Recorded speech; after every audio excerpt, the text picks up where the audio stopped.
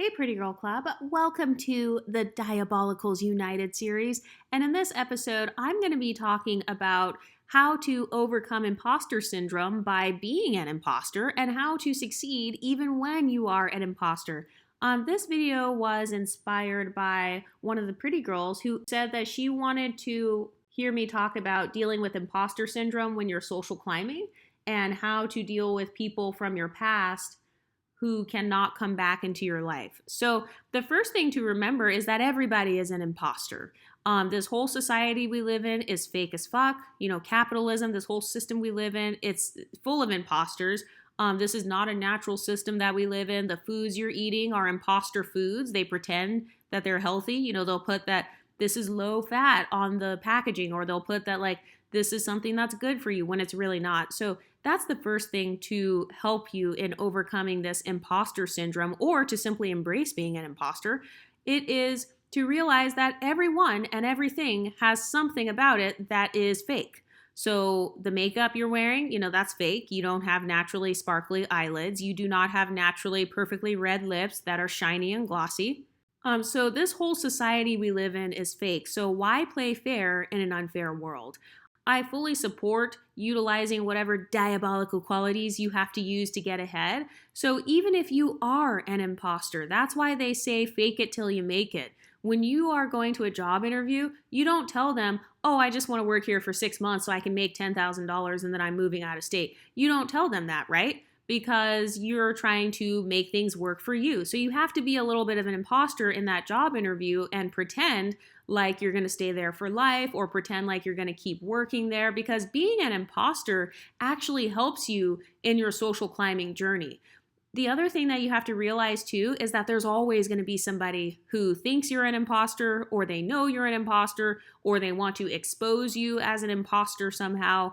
There's always going to be someone who dislikes you. And so you're going to just have to get used to that if you want a social climb. But the thing to remember is that those people who are busy trying to expose you, they only want to expose you because they don't have anything going for themselves. Remember, people don't go out of their way to expose someone unless that person has some form of success already. So the fact that people are even calling you out as an imposter, or they want others to know that you're an imposter, they're calling out your fake hair. They're saying you have, an imposter hairstyle. Basically, your beauty is not real. The people who are calling that stuff out, they're doing it because you have already succeeded in deceiving people into believing that your beauty is on that level, or believing that your beauty is real, or believing that your YouTube channel is valid. Like some people, they may want to try to call me out, or they try to quote unquote expose me.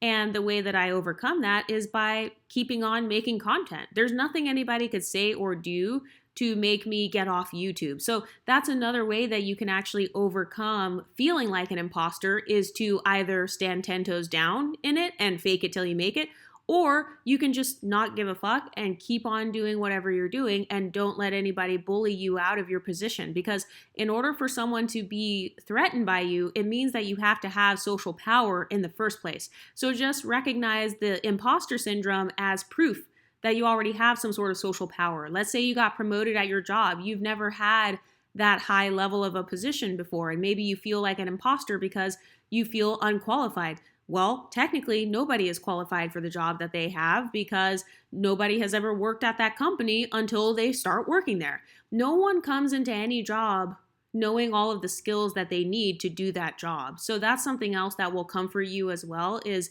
knowing that everybody is learning. This is all of our first time doing life. Well, unless you believe in reincarnation or something, but everybody's learning, everybody's growing, everyone makes mistakes.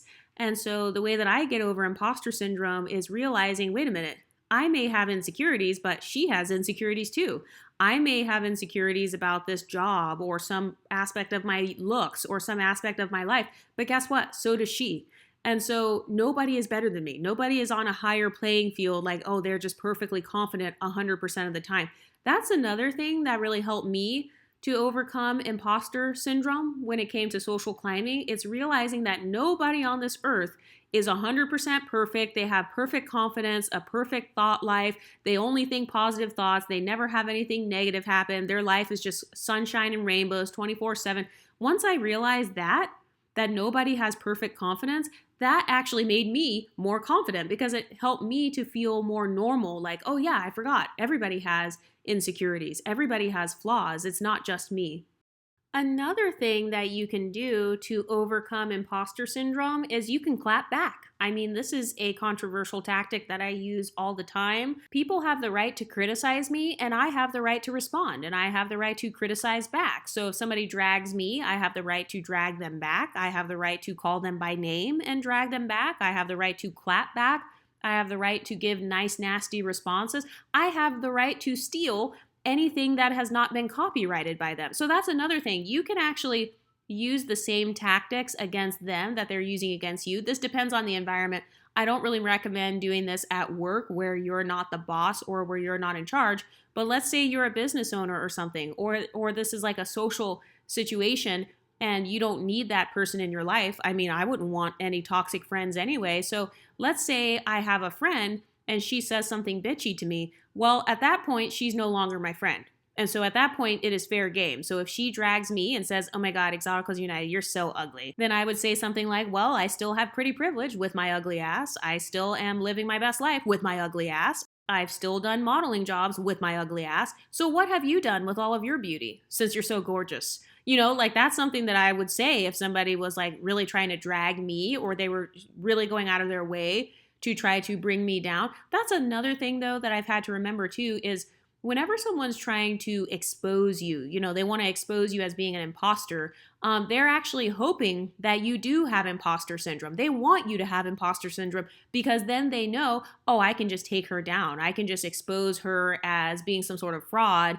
And that's going to steal her confidence. That's going to make her feel inferior. Remember that your enemy's goal is always to make you feel inferior. They want you to be insecure. They want you to feel like you're at the bottom. And so I'm never going to give people that satisfaction, especially if I know that that person has bad intentions towards me. Oh no, they're never going to get the satisfaction of seeing me actually quit and be like, oh, you know, I feel bad about myself now because so-and-so was mean to me. Like, no. I just keep on doing the same thing. And if somebody does say, well, you're an imposter, well, I mean, I'm still here. I'm still in the position that I'm in with my imposter ass. So that's something else you can do. You can embrace being an imposter. Oh, your hair is fake. You're pretending like you have long hair. You have wannabe Brazilian wavy and 4 inches of fried leave out. Okay, and I still look cute with my fried leave out. And I am still a bad bitch with my fried leave out. And I'm still pretty with my fried leave out. So you can actually agree with their insult and take it on and wear it on your sleeve and make it a part of your armor. And you can use it to social climb even further. Another way that you can overcome imposter syndrome is by creating allies. So you can form allies at your job. You can form allies or like business friends, business partners. You can network. Let's say you have a YouTube channel or something, you can make friends on YouTube. So it's much harder for someone to try to come against you if you have a lot of people on your side. So let's say you're a business owner and your restaurant or your business is very successful. One bad review is not going to make your restaurant go out of business. One person who unsubscribes, that's not going to make your whole YouTube channel get deleted. One person who speaks against you at your job, they're not going to get you fired if they don't have any power. So you can actually use allyship or be friends with people and make friends in the right places. And that will help you to overcome this whole imposter syndrome when you're social climbing, because at that point you have real support. You have real people backing you up. You have people on your side. Something else you can do to overcome this sense of imposter syndrome is to cut off the people who knew you for your old self or the people who disrespect you. I have cut off family members before. I've told you guys this. I cut off my uncle because he made anti-Black comments towards me before. And so he's cut off. He doesn't get to talk like that around me and expect to remain in my life. So he never gets to see me again now. I'm never going to see him on Christmas. He's never going to see me again. Because I don't like when people around me, when they try to either rage bait me or trigger me. That's another thing. Like people who want to expose you, they're trying to rage bait you. They want you to get angry. They want you to get upset. They want you to address them or fight them, or they want you to like get all upset and discouraged. but I don't give them that satisfaction. I will just cut off people where I feel like they no longer serve me, or if I feel like their presence in my life is more of a detriment as opposed to something positive, then you're no longer in my life, because it's a privilege to have access to me. It is a privilege for me to respond to you. It is a privilege for me to be your friend. It's a privilege for me to work at your company. So the way that I view myself in general is, whether I'm an imposter or not, I am valuable. I am still a valid person with actual skills. I still have something to offer. I am still an important human being who deserves to be treated with respect, just like anyone else.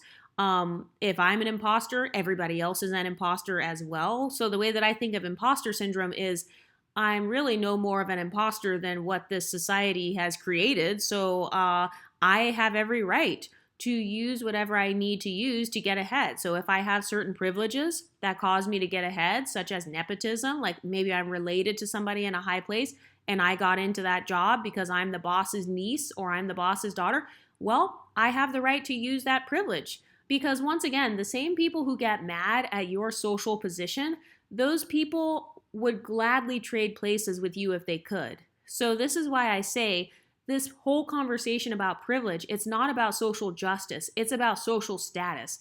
The same people who complain about you having pretty privilege, they want pretty privilege for themselves. The same people who complain about your YouTube channel, if they had a YouTube channel with people who followed them or liked listening to them, they would have it for themselves. And so I don't take any of those types of conversations seriously, because I know that that person, deep down inside, they just want to trade places with me. They want to trade positions with me, which is why they want me to be exposed as an imposter, because they're hoping to deplatform me. They're hoping to lower my social status. So that's how I feel when people try to expose me or treat me as some sort of imposter. What I feel is they're threatened by my social status. They're threatened by my rise to success. So this can be true with like your family or something, or friendships. They are threatened by your quick rise to success. They're threatened by the fact that you have surpassed them. And so they're hoping to expose you for who you used to be, or they're hoping to drag you down somehow. But we all know that cancel culture doesn't work. It's impossible to cancel someone. You can only get canceled if you quit. You can only be canceled if you cancel yourself. Or if you're at a job, the only way I can be canceled is if this job fires me. And I wouldn't want to work for a job that fires me anyway. Why would I want to work for someone who felt like it was okay to fire me? No, then I still didn't lose, because I'm just getting away from people who don't value me anyway. But another way that I like to overcome imposter syndrome is to actually be like building my skills on the side, or to like be working on my craft or working on my gifts behind the scenes, so that just in case anything happens, I can still rise to the occasion and I can still be resilient.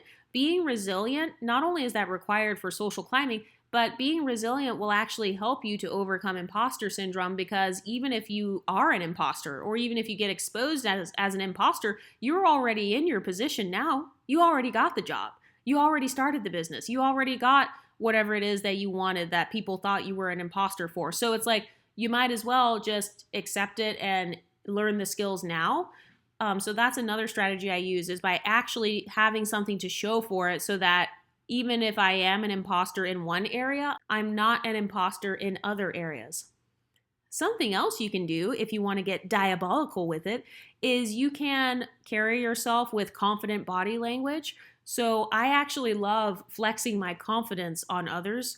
I like doing that because that makes me feel even more powerful. So if somebody were to drag me, like let's say you're an imposter at something and somebody's trying to drag you, like, oh, your eyelashes are fake, that makeup you're wearing is fake, you look fake. I will flex my confidence and say, yeah, and my makeup looks good and my lashes look good on me. My fake lashes look better than your real lashes. I might get nice nasty with it if I really wanted to, but I will flex my confidence and I'll say, but I'm still here, but I still look good. Now what? I still have a YouTube channel. Now what? I still have my job. Now what?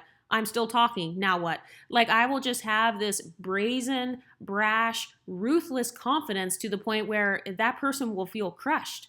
They will feel like they've been crushed, because they'll be like, oh shit, I just wasted my time, because she's literally gaining narcissistic supply. I mean, that's really what it is. You have to become a temporary narcissist so you can out narcissist the person who's trying to be a narcissist with you. You have to out narc them. You have to become more self-centered than they are. You have to just take it on the chin or take it like a G and then just flex that confidence and be like, yeah, guess what? I am an imposter. Now what? And now I'm your boss, and now I'm the manager. Oh, you're mad at me because I'm a sugar baby? Let's say you're a sugar baby and somebody's trying to expose you. You could be like, okay, and I still have more money than you. I mean, if you want to get nice nasty with it, you really can. But those are some other diabolical strategies that you can use to overcome the imposter syndrome. You can also learn how to embrace failure. That's something that I like to use, like whether it's on this YouTube channel, whether it's in real life. So let's say I mess up on something. Let's say my makeup is messed up, or like I messed up on a YouTube video, or I used the wrong words or the wrong terminology. I know how to embrace failure. I know how to laugh at myself. I know how to correct something. Like I will go, let's say I mess up on a YouTube video, I'll make a follow-up video. I'll make 4 or 5 videos. I'll make 6 videos. I will change whatever I need to change. And then the haters look stupid. The haters look like idiots now because now their hateration has actually caused me to improve my craft. Somebody that's really good at this is Beyonce. She used to struggle with like imposter syndrome, or at least from what I remember, because when she first came out, she couldn't sing like how she sings now. She couldn't sing and dance and perform like how she does now. So I remember people saying that she was not that good of a singer. I remember people saying that she was stiff on stage and that she had a stiff back and stuff like that. And look at her now. So she actually took that criticism and she learned from it, and then she flexed her newfound skills and confidence in front of those same haters, and she's still flexing on them today.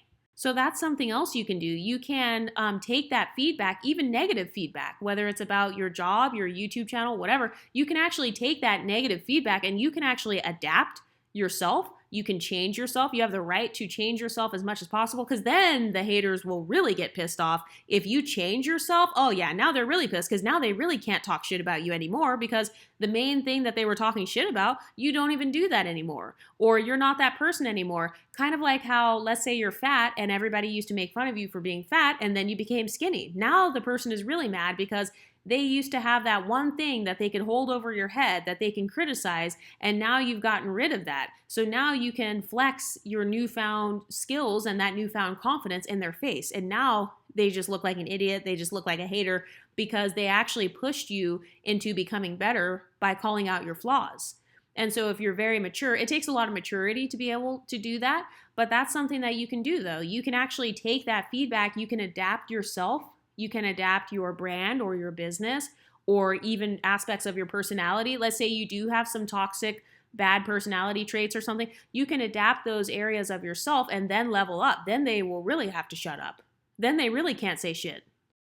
Another thing you can do if you want to be diabolical or nice nasty is you can love yourself out loud. You can practice self-affirmation. So let's say you're at a job and your manager is gaslighting you, she's criticizing you, she's telling you that all your work is bad. You can actually affirm yourself right there in that moment and be like, okay, but I'm still good at accounting. Okay, but I still did these other 5 tasks correctly. Okay, but let's focus on all the things I did right. I noticed that you're calling out this one small error that I made, but what about all of the 55 documents that I just turned in that were done correctly? I noticed you didn't mention anything about those. So you can combat the person who's trying to make you feel like an imposter. You can combat them by actually affirming yourself and reminding both yourself and them who you actually are and what you actually bring to the table, whether it's at that job or just in general as a business owner. If you have a YouTube channel, you can keep reminding people, no, my content is valuable. My talking points still stand. What I have to say still matters. My story still matters. My freedom of speech still stands. And people can't argue with that. Another diabolical tactic you can use is you can set psychological traps for your enemy. So for example, if you know that they are emotionally weak, you can very easily rage bait them by saying certain things or by bringing up certain topics.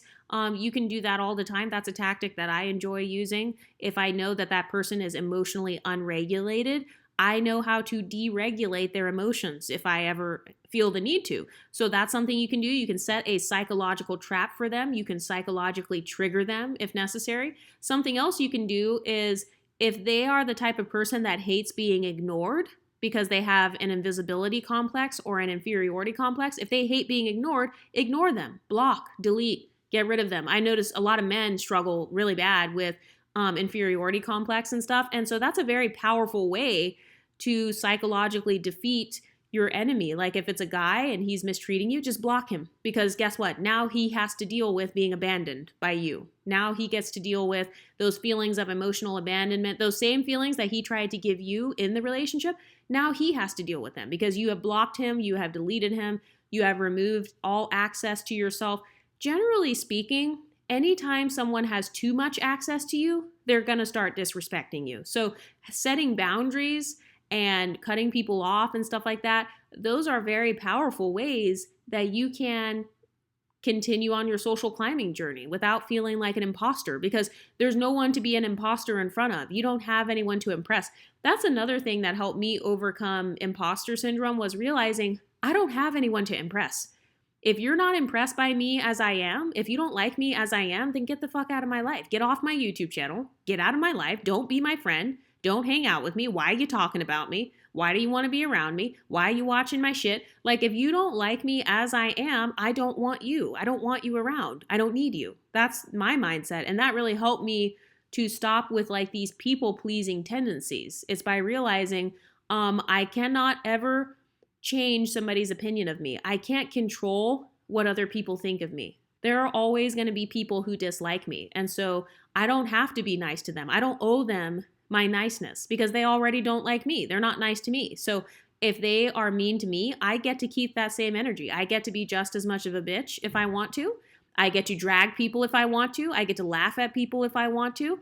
I get to set psychological traps if I want to. I can get my own revenge if I want to, or I can simply quit the job or ditch that person, like stop being friends with them if I want to. So the way that I overcome feeling like an imposter is by taking back my own power. And I've noticed another area where people feel like they're imposters, even it's in this online space, the exotical space. People will try to convince you you're not a real exotical. Oh, you don't really count. You're invalidated because you're dark-skinned. You're invalidated because you are monoracial. You're invalidated because you have 4C hair. And it's like the easiest way to take away their power is to remind them, you don't get to tell me my identity. You don't get to choose how I navigate through society. You don't get to control my self-perception. You don't get to control my self-image. So guess what? You can no longer make me feel like an imposter. You no longer have the social power over me to make me feel insecure about my content, about my identity, about my appearance. I've noticed another thing too with the pretty privilege talking points. People will say, oh, well, you guys are ugly. You know, everybody who's an exotical, if she doesn't show herself, she must be ugly. You don't actually have pretty privilege. You guys are all ugly. You don't get to tell me how pretty I get to feel. You don't get to rate me on a scale of 1 to 10 and say, you're not a 10, you're a 6. You don't deserve to be that confident. No, bitch, this is my face. This is my body. It's my life. I get to determine how beautiful I think I am. I get to act as beautiful as I think I am. And you're just mad because I think I'm cute. That's really what it is. People literally get mad when you think you're cute, because in their minds, they feel like, how dare you be dark-skinned and confident? How dare you be dark-skinned and think you're cute? How dare you be monoracial and think you're an exotical? How dare you be that young and think that you're qualified for that job? What they want is they want you to feel inferior. And so I'm never, again, giving anybody the permission to make me feel inferior. Because remember, no one can make you feel inferior or humbled without your permission. So for all the people that like come on this YouTube channel and they say it makes them pissed off or it makes them feel humbled or inferior, well, why did you allow me to control your emotions? Why did you get so triggered by a YouTube video to the point where now your whole self-esteem is fucked because of a 20-minute video? So you're telling me that your entire self-worth was hinging upon a YouTube video? You never had any self-esteem to begin with. Don't try to blame that shit on me. You didn't have any self-esteem. Even if I would have made a 20-minute video encouraging you, you probably still wouldn't have had any self-esteem. So one of the ways that you can overcome the imposter syndrome is by taking back your own power and realizing, no, bitch, you cannot make me feel like an imposter anymore. I am who I am. Take it or leave it. You want me in your life? Great. If you don't want me in your life, let me know so that I can pack my stuff and walk out of this job or walk out of this relationship or walk out of this friendship. Or for the people who try to make you feel like an imposter, like, oh, you're not pretty, you're not wealthy, you're not creative, you're not talented. It's like, first of all, bitch, who are you to tell me how much money I have in my bank account, how much talent I have, how much beauty I have? Who died and made you the god over my life? You don't get to tell me any of that shit. This is my life. It's my show. I'm the boss. I'm the boss over my life and over my identity. And so nobody can make me feel like an imposter anymore because I just don't care enough anymore about what my haters think of me or my rivals or people who view me as a rival or they are like threatened by me. I don't feel the need to try to people please anymore or to try to like be an imposter around them or impress them. It's like, who am I trying to impress? I don't have to pose for anybody. Because think about that word imposter or like imposter syndrome. It means you're posing for certain people. And don't get me wrong, there are certain scenarios where maybe you do want to use deception so that you can social climb, which is totally fine. And if you get exposed for using that deception, all you have to do is just say, yep, I deceived. And that's it. And now what? And I stand 10 toes down on everything I've ever done or said.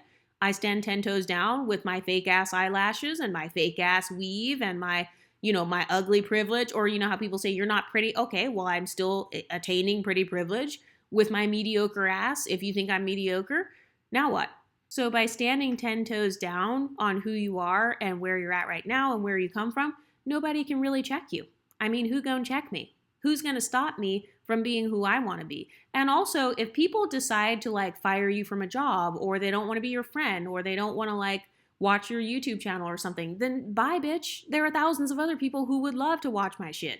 I don't need you. Like, that's the attitude that I've learned to have because it's like, I'm not going to spend my life groveling and begging and chasing people and hoping that they like me or seeking after the breadcrumbs of other people's acceptance of me. I'm not spending my life like that.